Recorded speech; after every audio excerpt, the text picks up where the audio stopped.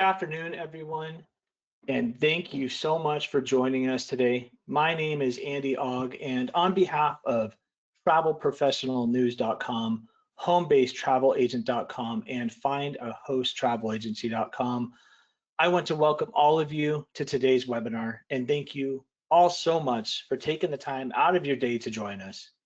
Today's topic is From Career to Calling, Build a Business You Love. Our speaker today is April Swallies, Director of Marketing and Sales for Uniglobe Travel Center. She is a dedicated advocate for travel advisors, bringing her expertise and passion to Uniglobe. With a focus on mentoring, education, and collaboration, she empowers travel entrepreneurs to confidently build thriving businesses.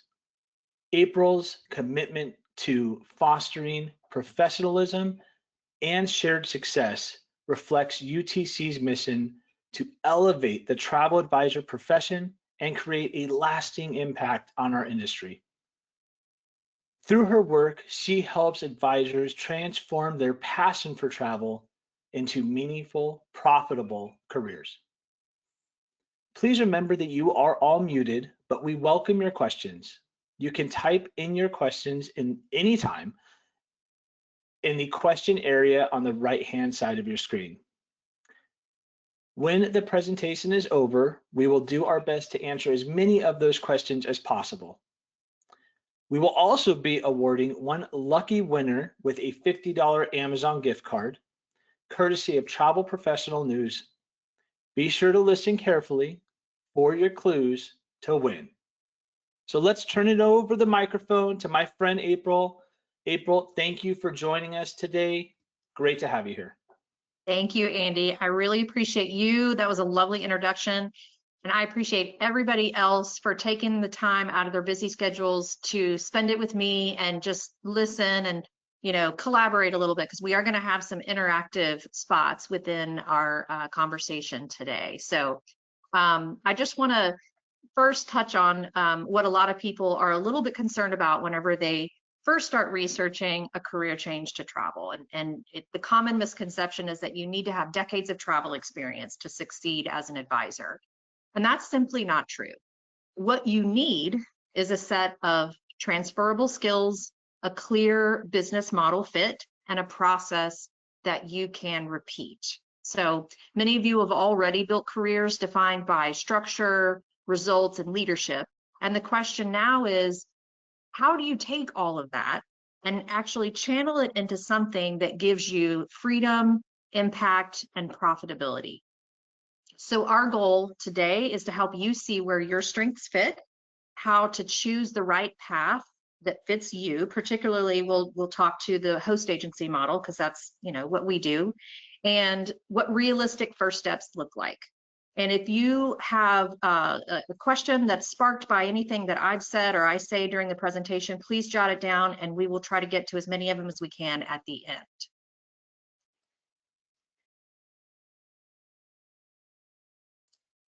All right, so we're going to have interactive checkpoints throughout the session. We're going to pause for a brief little question that will hopefully help people see the diversity of the audience that's with us today, and hopefully make some of you feel like you're not the only person going through some of the growing pains that you might be feeling. So these are going to be really easy questions.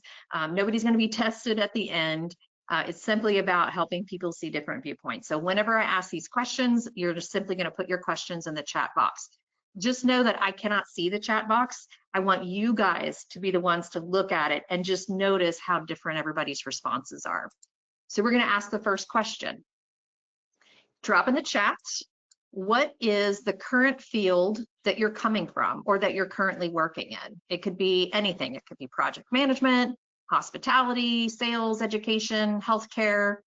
This matters because your background shapes the skills that you're going to rely on most in building your business. My background, when I came into travel years ago, my background was in healthcare. So I find that I speak to a lot of people who work in healthcare. I speak to a lot of people that are in education. And part of or I should say a common denominator between folks that are in education and healthcare is that it's in our DNA to care about outcomes. So I find that people who with those types of skill sets actually do very well. So put your profession in the chat box and just pay attention to how many people are different than you and how many people are like you. April, I'm hopped on here real quick. It looks like we might be not in full presentation mode. I think we might need to hit that presentation mode again. Oh, okay. Hang on a minute.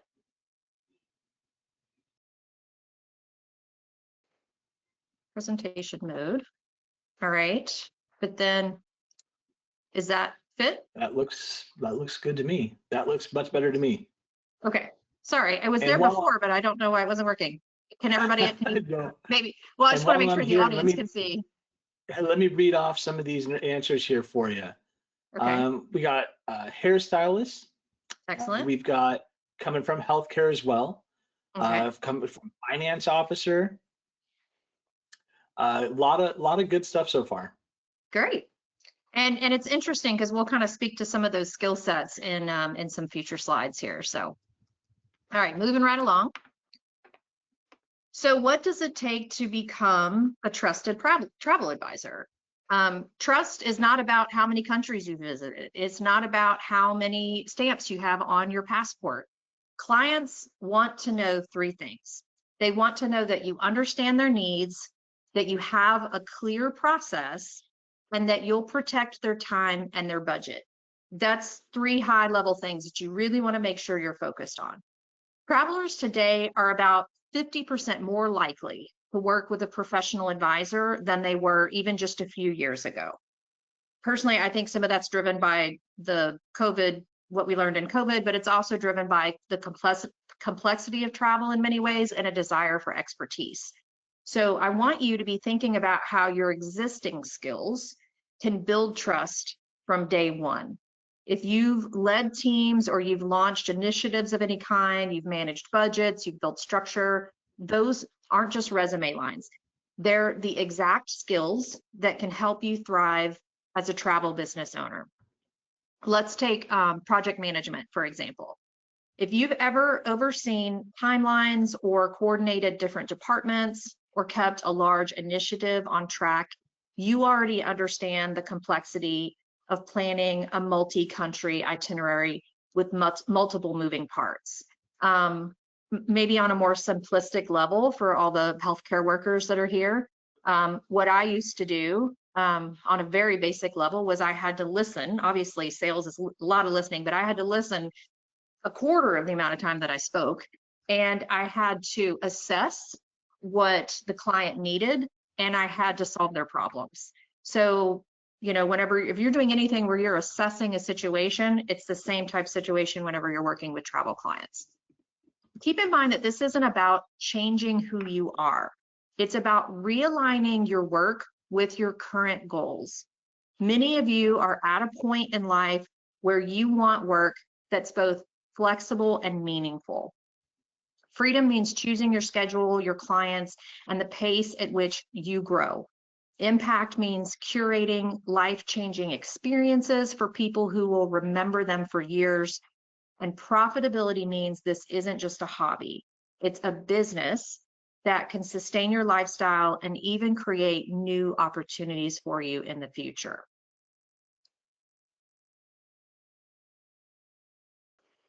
So what's the real roadblock to getting started? And I think for a lot of people, it's simply uncertainty. That's the number one thing that holds back smart people. It's not lack of knowledge, it's uncertainty.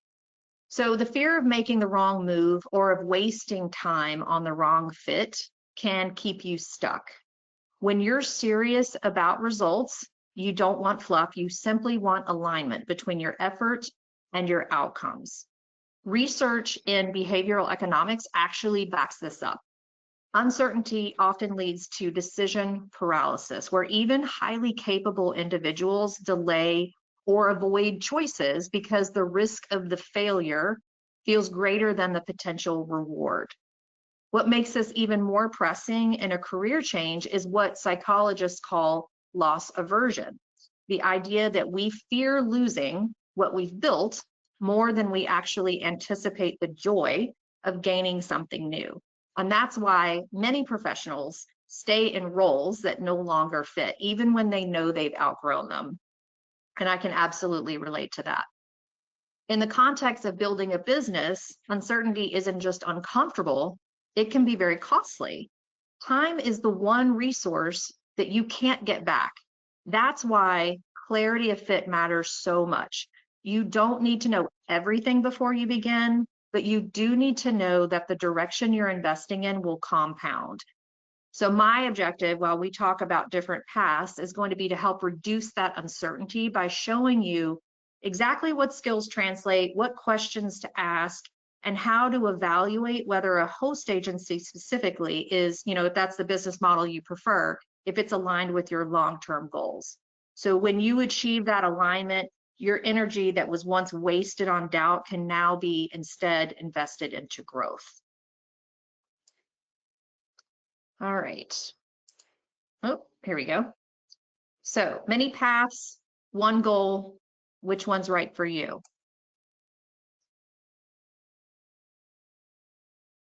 All right, so when people think about entering the travel industry, they assume there's just one way. And the truth is there are many different ways, and each option comes with different advantages and trade-offs.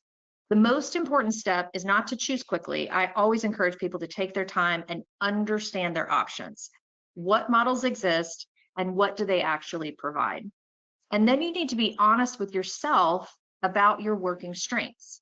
If you've never taken any sort of an assessment, like a self-assessment on your working strengths, I highly recommend that. And Andy, I can get you some follow-up resources to share if you'd like. A lot of these assessments are free, some of them are paid, but you can go in and answer a bunch of like intuitive questions about yourself, and then it'll kind of give you a breakdown of your strengths, your professional strengths. And I think that everybody should take time to do that. Because what it's going to do is help you understand, do you thrive in structure? Do you prefer independence? Do you enjoy leading and building systems, or do you excel when supporting within an existing framework? You've got to set your business goals according to your strengths, okay? Your goals should determine the path, not the other way around. So the right model for you is the one that's going to align with your personality, your skills, and your long-term vision.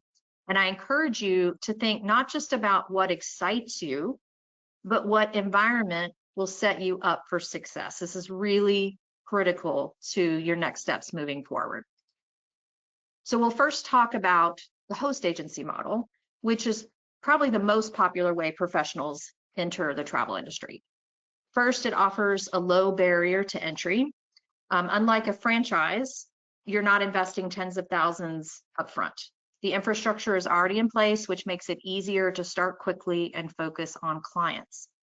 Hosts negotiate on behalf of their entire network, giving you access to higher commission splits with preferred suppliers. That means that you're earning more on the same bookings than you would on your own. And the reason for this is that a supplier partner is looking at the collective sales of the network versus just you individually. In terms of flexibility and independence, you get the best of both worlds. You're building your own brand, you're choosing your clients, and you're defining your niche, but you don't have to reinvent the wheel first. Strong host agencies are going to invest in their people with education and mentorship. That includes structured learning, coaching, and ongoing professional development, support that evolves with you as your business grows. And finally, I think the most important piece is the community and collaboration. You're not alone. You're part of a network that's sharing knowledge, resources, and accountability. That sense of belonging can make the difference between feeling isolated and staying motivated to continue moving forward. Another path is the franchise model. And this is good for those who want the independence of business ownership, and they prefer to step into a proven framework. So the main advantage is established brand recognition. From day one, you operate under a trusted name, which immediately builds credibility with potential clients. You also gain access to proven systems and processes. The workflows, marketing templates, and operational tools are already developed, and that's going to reduce the guesswork and allow you to focus on service and sales. Franchises, they're going to be invested, obviously, in your success. So they're going to provide training and ongoing support. That might include structured onboarding, continuing education, mentoring from seasoned professionals who know the business inside and out. And then there's the benefit of the supplier relationships and buying power. As part of a franchise network, you enjoy higher commission levels and exclusive perks that come from collective volume, similar, not exactly the same, but similar to the host agency. And finally, the marketing and technology infrastructure is in place. You inherit access to national marketing campaigns, booking platforms, digital tools that would be costly or time-consuming to build alone. So if you're someone who values independence but wants to minimize startup risk, the franchise model can provide that balance. Just know that you have to have the capital up front to be able to invest in that path. Another option is the independent model, which would simply be that you're independent from a host or a franchise. You're not joining an established network or brand. Instead, you're building your business from the ground up. You're setting up your own accreditation, you're selecting your own tools, and establishing all of your supplier relationships directly. This would provide complete creative and operational control. So you decide how to brand your agency, what services you'll provide, what fees you'll charge, and how you'll market yourself. With that control, though, comes a significant challenge. It typically takes much longer to build supplier relationships and earn those top-tier commissions. So unlike advisors working with the host agency, where the collective sales volume is what helps lock in higher commission rates, independent advisors must qualify for these benefits on their own. So this often means starting at a lower commission level and investing more time in relationship building with suppliers before you can really access the same perks that a hosted advisor would have. The independent path can still be appealing, though, because if you're wanting complete autonomy, that's probably going to be one of the only ways to be able to do that. And if you have a very specific vision for your brand, or you have a long history in the industry, and I can see where this would be an attractive way for a lot of people to come in. I think it's going to offer the most freedom and flexibility, but at the cost of speed. So just consider that. It's really probably best suited for those who already have strong relationships within the industry, which most of us don't have coming in. So just food for thought there. And then, of course, W-2 employment. You know, we all know what that's like. It's going to provide more stability. W-2 employment, what I mean by that is working directly with a cruise line or working directly with a hotel or a tour operator. It's a different kind of opportunity. There's stable income and benefits. Unlike contractor roles, you're likely to receive a salary, right? So that's a little bit more, you know, it's reliable. You have access to a structured career path. Many suppliers offer great advancement opportunities and leadership tracks, and suppliers also invest heavily in industry training and resources, ensuring that you're an expert on the product and the trends. You do gain networking opportunities by working closely with advisors, agencies, and global partners. So you're building connections there. And finally, there's less financial risk. You don't have startup costs or overhead. You can focus entirely on building your expertise without the pressures of entrepreneurship. So I would say this path is ideal for those who value professional stability and contributing to an already established agency with a larger organizational structure. So before you make any decisions either way, you need to ask yourself, what do I want my day-to-day work to look like? Do I want independence, flexibility, and ownership, or do I prefer structure and predictability?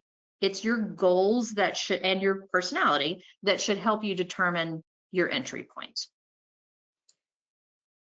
So the next question that I'll ask is, based on what you've just seen about the different paths that you can use to enter the industry, does one feel more comfortable than another? And you guys put your answers in the chat. I wish I could see the chat. I'm curious what all of your answers would be. But if one feels like you're drawn to one more than the other, definitely put your answer in there and then pay attention to what other people are saying. And I'm back here right now. I'll share a few of the feedback we're getting right now. Just give me one quick second. I have to just jump into. That was a really good way to look at all four options. That's a very, very good way. Got one person here saying hosting first, then with experience, maybe doing your own, your own agency, which Mhm. makes a lot of sense because you gain, Yeah, not only connections, but you learn about it.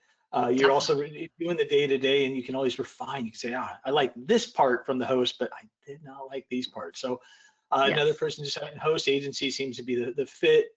So yeah, it seems like there's a good fit, that the host agency model is definitely preferred. Yeah. It's I would say it's gonna give people the most freedom without, but also probably the biggest safety net.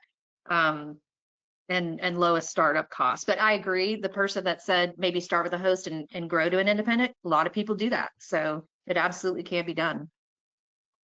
All right, well, moving on then. Here's what you really need. Regardless of the path that you choose, success isn't going to be, it's not going to come from being the most well-traveled. It's not going to be, you getting out and showing everybody on your social media everything that you're up to. While those are good things to do, it's going to apply, really, it's going to come from applying structure. So let's assume that you've chosen the path of business ownership versus W-2.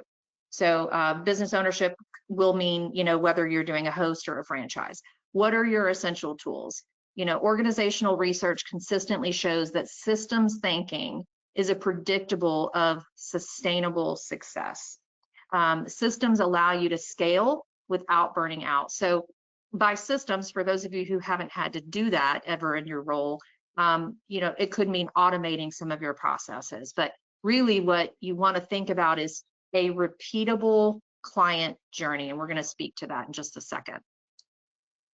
So clarity of process. By clarity of process, I mean having a well-defined map of how you serve your clients from the very first interaction through the post-travel follow-up. Some of this is going to be defined by trial and error. By having an initial, having an initial plan though is going to be important, even if it changes. And be flexible. You have to be adaptable. For example, how do you qualify a lead? What's the exact sequence from the discovery call to the proposal to the booking? What communication touch points do you commit to before, during, and after a trip? When those steps are clear, you're going to deliver consistently, and consistency is what builds trust with your clients. Without clarity, each client feels like you're doing it from scratch every single time. You're reinventing the wheel every single time. And this is unsustainable, and it's very stressful in the long run. So a repeatable client journey. This means that you're building a structured experience that every client goes through, so that no matter who you're serving, the quality and professionalism is consistent. It doesn't mean that you're not treating your clients as individuals, but you have some wiggle room here, right? You can change some things as needed, but you're starting off with a framework that allows you to be able to deliver a consistent product or service to the client each and every time. So for example, an intake questionnaire that captures the needs and preferences, a standardized proposal format, scheduled check-ins leading up to the travel, and a post-trip debrief to capture feedback. Feedback is an opportunity. I know sometimes people are concerned about getting feedback. They're worried about, what if they say something that's mean, or they didn't like what I did? Just brush it off, and I'm not saying don't take it into consideration, but you have to consider those opportunities those are opportunities to grow and change so that you can do better the next time. So always ask for feedback. This repeatable journey not only ensures that nothing slips through the cracks, it also communicates to your clients that you run your business with rigor and care. And over time, this type of consistency becomes your brand's signature, and it's going to fuel referrals. I'm very careful about who I refer, whether somebody asks me, oh, will you write me a letter of recommendation?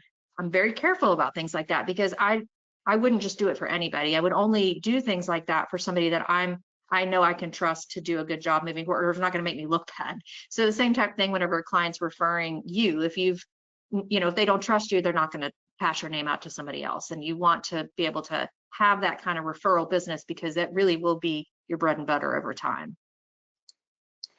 All right, so ongoing accountability is creating systems that ensure you don't drift away from your goals or allow your standards to slip over time. In practice, this can look like scheduling quarterly business reviews with yourself, setting measurable sales or client service benchmarks, or partnering with a mentor or peer group to keep you on track. I think the latter, the peer groups, are a fantastic way to stay on top of your goals. Research on entrepreneurial success shows that accountability significantly increases the likelihood of hitting your targets because it transforms vague intentions into specific commitments. Even just simply writing it down and not just having it floating around in your head is going to help you stay on top of things. In the host agency model, accountability can come through coaching programs, mastermind groups, or performance tracking tools that remind you of your progress and areas to improve. Nowadays, you'll find that different CRMs that are available on the market, like TravelJoy, Travify, Vacation CRM, Turn, there's a whole bunch of them. They all have a dashboard where you can see over time, as you input more data, you can see year-over-year, month-over-month growth. It's important. This layer of accountability makes growth intentional, not accidental. And these are the same principles that Fortune 500 leaders use to scale their teams. And they're just as relevant when you're running your own business. So think about ongoing accountability.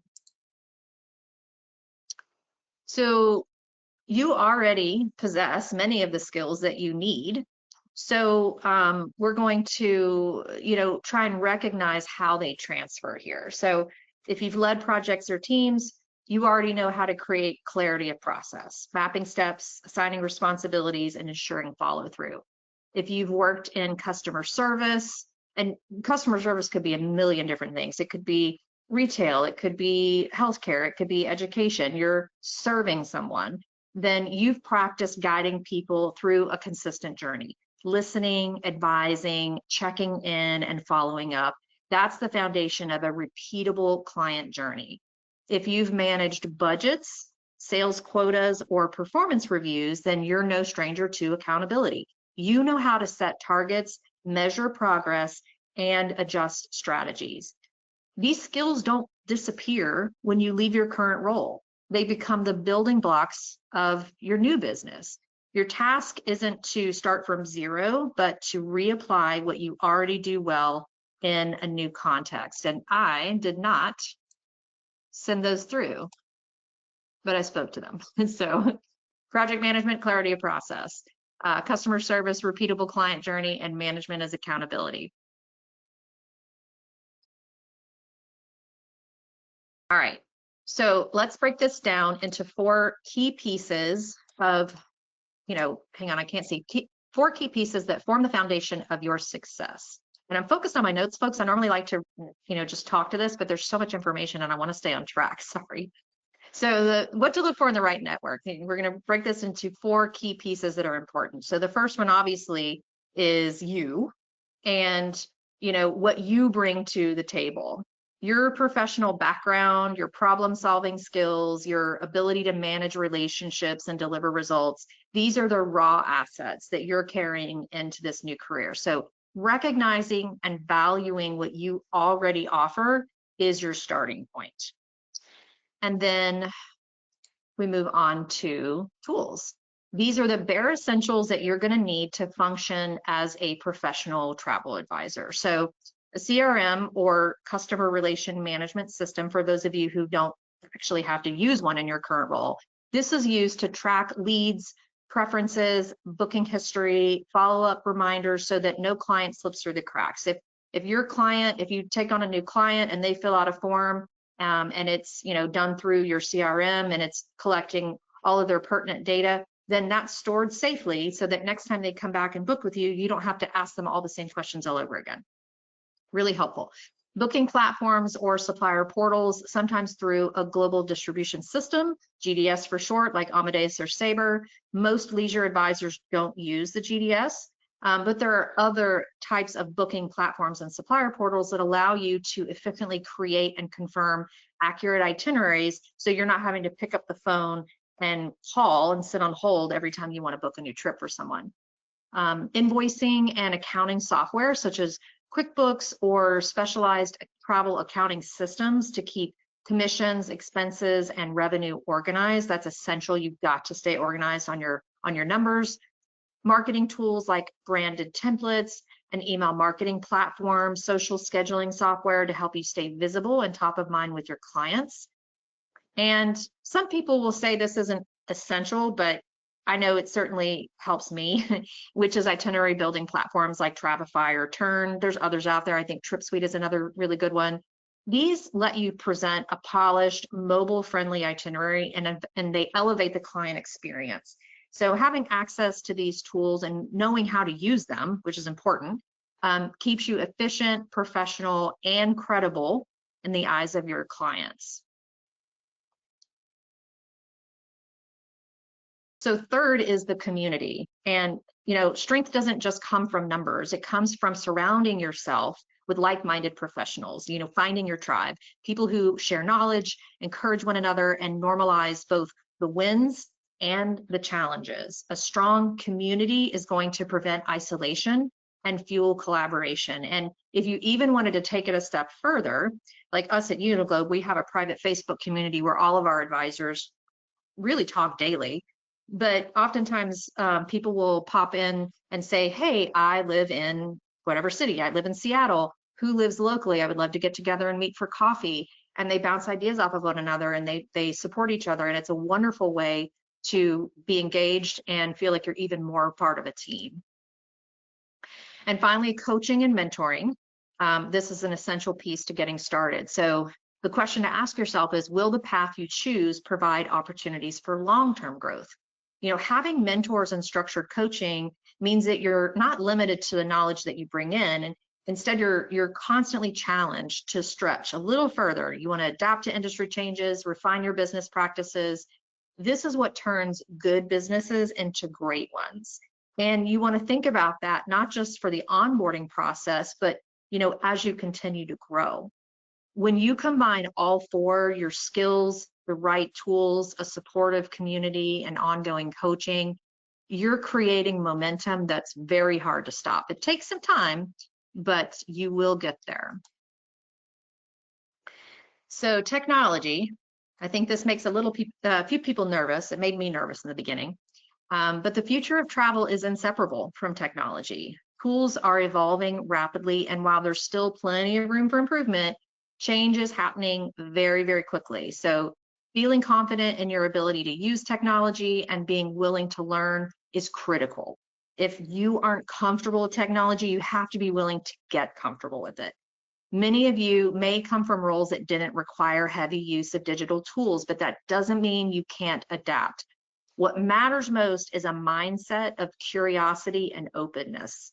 The point is not to automate everything, because you can't. It's, in fact, a service industry like travel, its full automation would remove the very human touch that clients value the most. So don't think about automating everything. Instead, technology should be used to automate what you can, like reminders, invoices, and standard communications, and then improve the tasks, support you in the tasks that you can't automate, like researching, designing, and personalizing itineraries.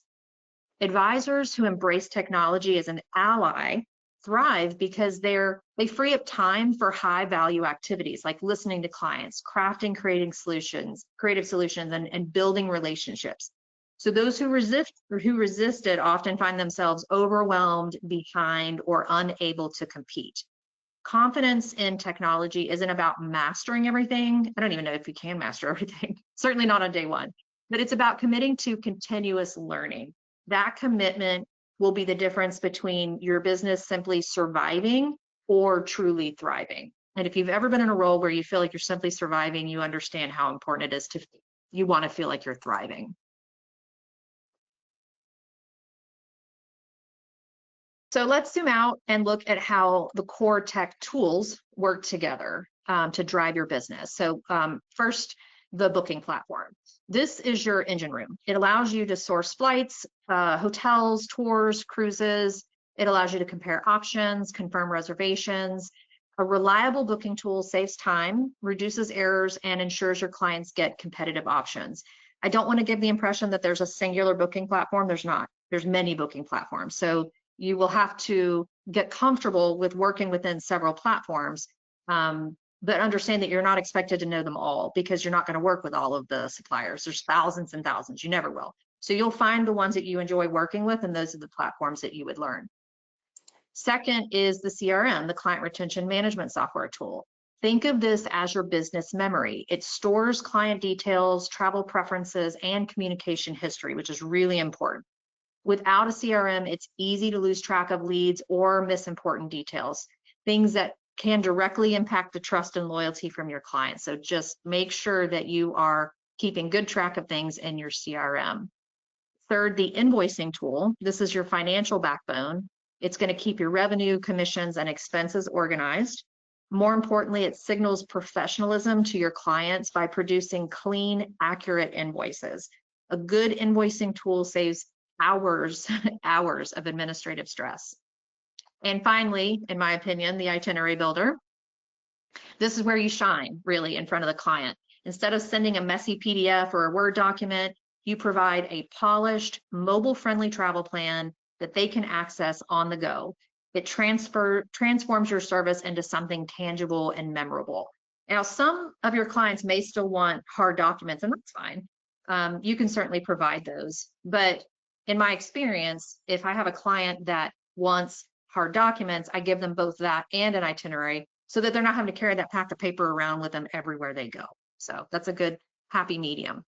And then, together with these tools, you're going to create a streamlined system that really works for you. Bookings are going to bring in business. The booking platforms, the CRM is going to keep your people organized. Invoicing is going to ensure you get paid. That's important. And the itinerary builder is going to deliver the wow factor. So mastering these basics is going to help you build trust and set the stage for your growth. So question time. How are you at the tech? Do you feel excited about the idea of it? Are you nervous? I was very nervous in the beginning when I started because I was in healthcare and I didn't use technology, and not to the extent that I do now.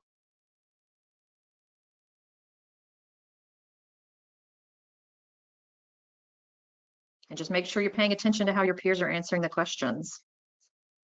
So moving right along, we're going to talk about some of the success stories. And these are for advisors that are within the Uniglobe network.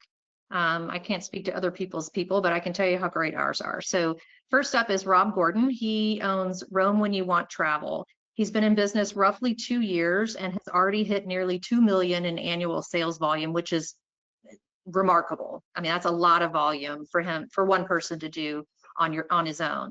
I asked him, what did you do in your previous career? He was a dentist. He ran a very successful dental practice in New Jersey. And I asked Rob, what's been your biggest obstacle? He said, as my travel business has grown explosively, I'm still trying to manage my work-life balance, which that is going to be a struggle for many of you. I still struggle with it. He says it's too tempting to work 7 days a week while responding to emails and scheduling client meetings morning to night, but that is something I'm trying not to do. He said that I'm still learning. Those are all things that you could probably pretty easily manage through a CRM, and it would at least take some of the heat off of them. Allison Amini is a previous software engineer. She owns Novel Travel World. She's been in business about 2 years, and she's sold collectively, I think up to date, about 1.3 million, which is still very, very good. She quit software engineering to become a full-time romance novelist, which is kind of how her name, I thought it was a clever name. She published 6 novels. I think they're under a pseudonym, so you might not be able to find them. But what inspired her career change was that she's always had travel as a passion. She realized she could combine that passion with storytelling skills. And I thought that was a really cool thing to do, because selling, sales can oftentimes be telling a story. That's kind of how you get people excited about it. So she's taken her skill and, transferred it into travel sales. Angie Brandt owns Both Worlds Travel. She's reached about 1.1 million since launching her business in 2022. She previously was a pharmaceutical sales rep, which is a very stressful career. The biggest game changer for her has been pursuing additional training, specifically with ASTA. She felt was really helpful. She interviewed multiple host agencies when she started. She developed a structured business plan. She registered for an LLC. So in short, she really treated it like a business from day one. She wasn't just kind of throwing things at the wall to see what would stick. And finally, Anna White, she's owner of Anna White Luxury Travel. She launched in 2023. And since then, she's sold over 500,000. She had a little bit of a slower start because Anna was someone who second guessed herself quite a bit. I remember that when she first started. She doesn't anymore. She was a former elementary school teacher, and then she was a RE/MAX realtor for several years. It took her some time to define her niche. She did quite a bit of trial and error, but she says that she took a course that she found online called Selling Luxury Travel. Some of you may be familiar with it. And that inspired her to focus specifically on luxury travel. She tells people, and I think this is funny, she says, I sell travel that I can't afford. And that speaks to my soul. I thought that was really funny. And most of her clients organically grew from one person. She was really lucky, she says. But that just goes to show that whenever you make somebody happy and they refer you out, it can turn into something else. She says none of her clients are based in El Paso, which is where she actually lives. So the data shows us that travel is not slowing down, it's accelerating. The World and Travel Tourism Council forecasts that this sector, the travel sector, will maintain an average annual growth of 5 to 6% over the next decade. That's faster than global GDP, which means that travel is positioned as one of the strongest industries for long-term opportunity. Second, travelers are spending more per trip than they did before the pandemic. Research suggests that today's clients are choosing fewer but more meaningful journeys. They're investing in sustainable, immersive, and experiential options rather than quick getaways. This creates opportunities for advisors to design higher value itineraries. This is really important because you want to think always about the value that you deliver to the client, not just the bottom line price. And third, the demand for expertise is stronger than ever.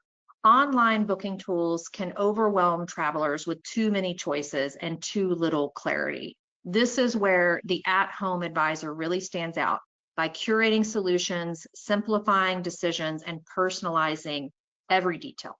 When you put these trends together, industry growth, higher spending, and the need for expertise, it's really easy to see why now is one of the most promising times to enter or expand in the travel business.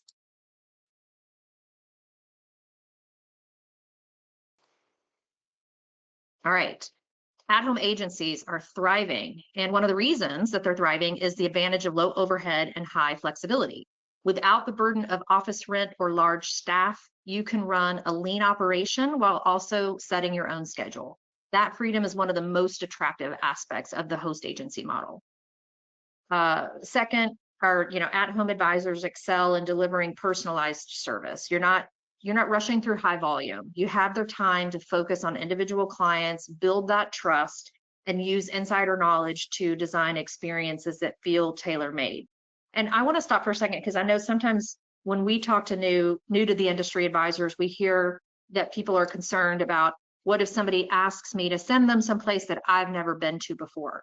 This is one of the main reasons that partnering within a network is important, because you'll have access to the experts that can help you deliver that experience to the client without you having to go and do hours and hours of Google research that may not be reliable. You're able to go directly to the source and speak to the experts. That's one of the biggest reasons that partnering with preferred suppliers is so beneficial to advisors. And third, the market is on your side. There's increasing demand for specialized travel.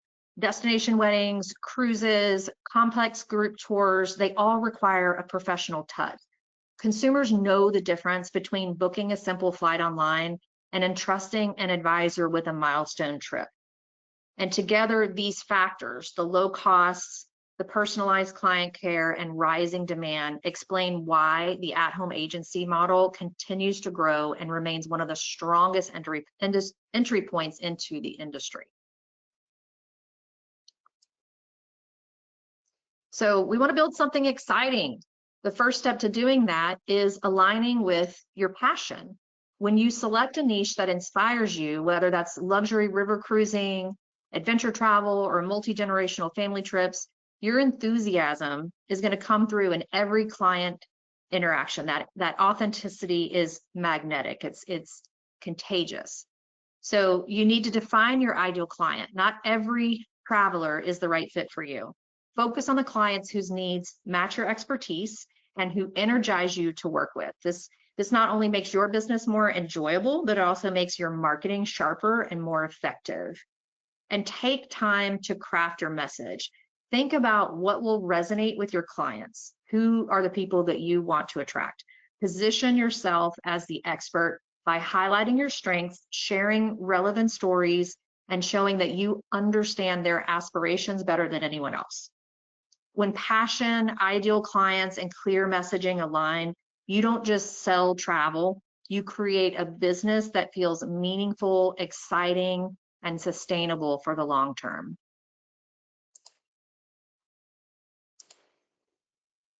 All right, so considering the legalities, this is the part that nobody wants to think about, but it's really important. When you're setting up your travel business, the excitement of marketing and selling trips often takes the spotlight, but your legal foundation is just as important. It's what protects you and builds credibility with your clients. So first, think carefully about your business structure. Are you going to operate as a sole proprietorship? Are you going to form an LLC? Are you going to establish a partnership? Each one has different implications for taxes, liabilities, how scalable your business can be.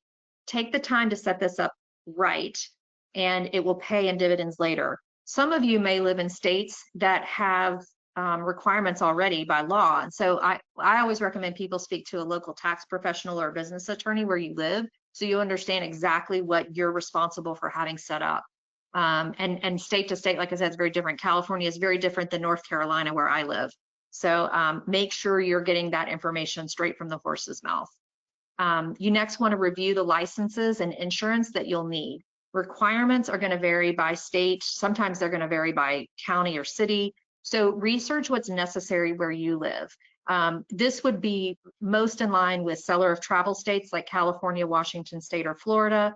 Or if you really wanted to set your business up as a tour operator versus a travel advisor, that would be different.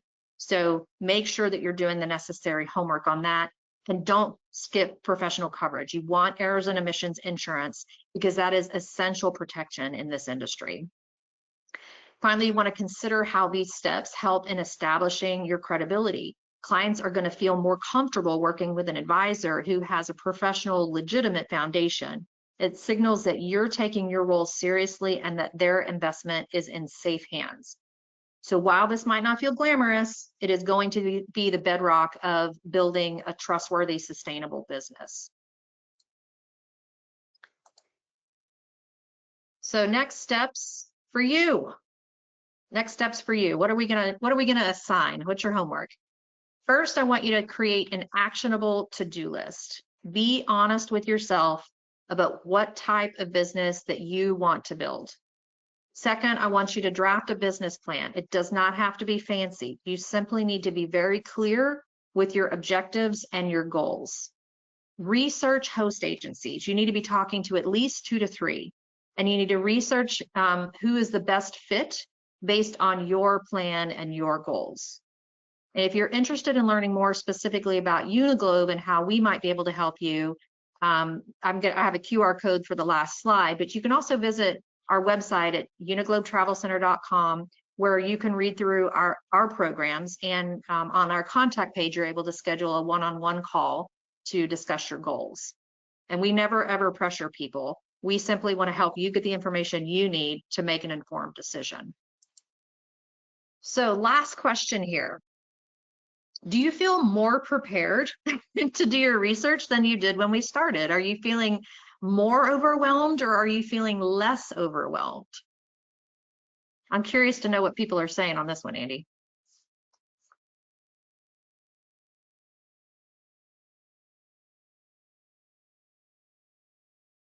Andy? Sorry, I'm here. It took me a minute to find my unmute button. Absolutely. So we've had some good ones. A lot of people replied back, let's say 50-50 on the nervous about the technology. Gotcha. A lot of people go, yeah, I feel comfortable with it. I'm excited to learn something new. Other side, I'm a little worried. It could be a lot of learning. I think we all felt that at times through the past decade with going from the flip phone to these little rectangles that do everything. Mm-hmm.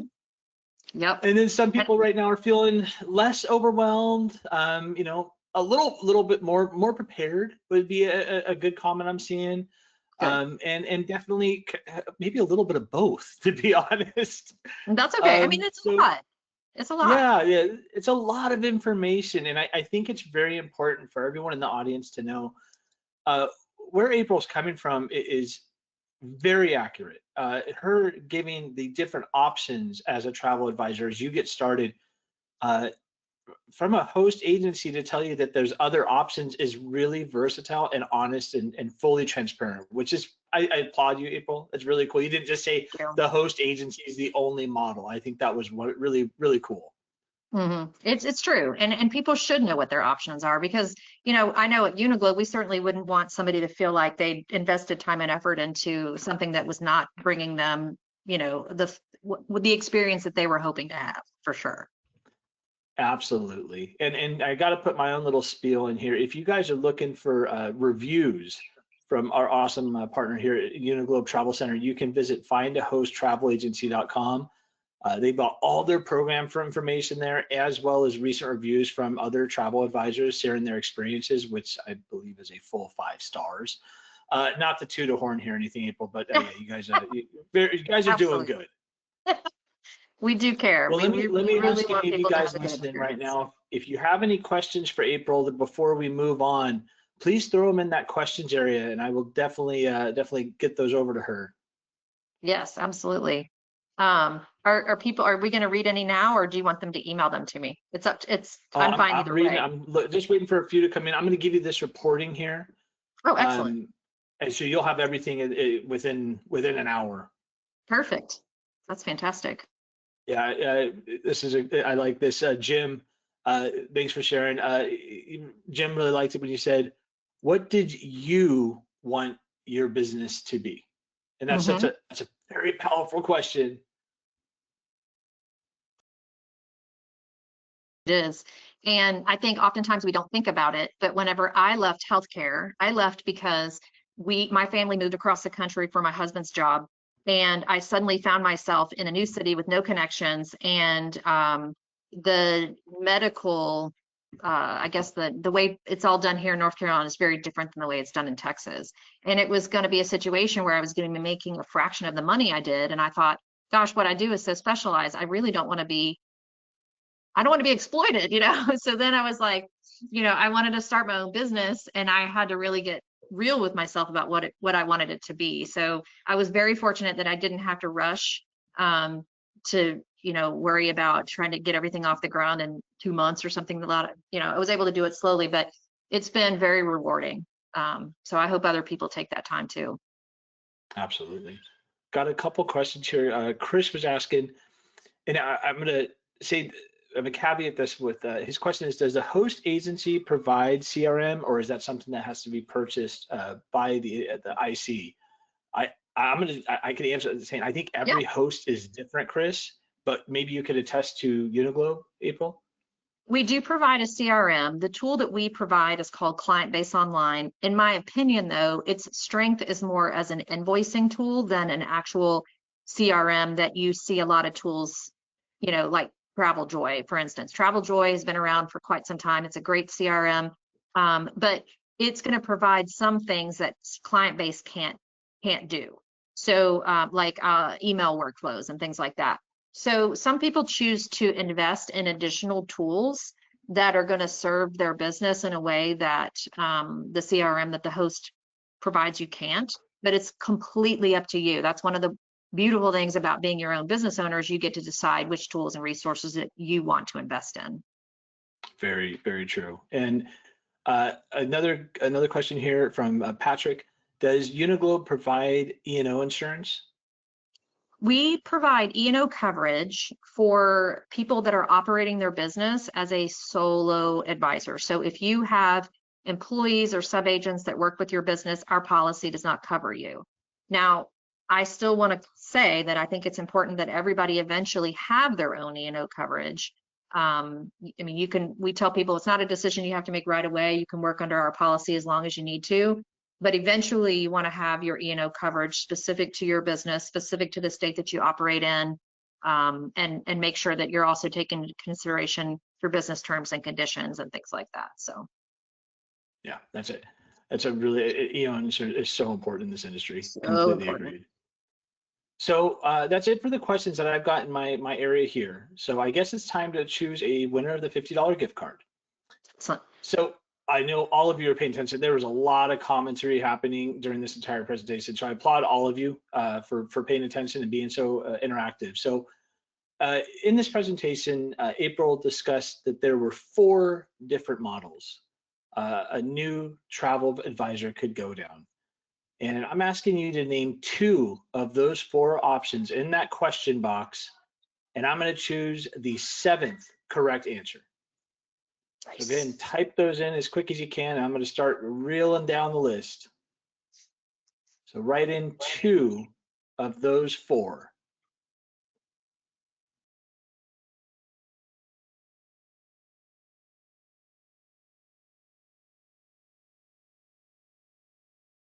Wow, that's a lot. All Hopefully a right, lot of number right 7. answers. Crystal Smiley, congratulations. You have won a $50 Amazon gift card. Correct answer, number 7. Gosh, they're still coming in. Oh my gosh, there's a lot. Thank you guys so much. And Crystal, I'll be in touch with you very shortly with that gift card should be showing up in your email box. April, I want to say just a quick thank you for spending your time here, and honestly, just a fantastic presentation. Oh, thank you. I always enjoy spending time with you guys. You do such great work to help people understand, how they can make sense of all the, plethora of knowledge, that information, I should say, that is out there about starting a business and travel. So thank you guys for everything that you do to support the community. We do what we can for sure, but I appreciate everyone's time today. Thank you all for spending the afternoon with us. We hope you take something home, and see you at the next webinar. April, I'll be in touch with you soon. I hope you have a wonderful, wonderful day. Same to you guys. Thanks everybody for your time, and I hope to talk to you all soon. Bye now.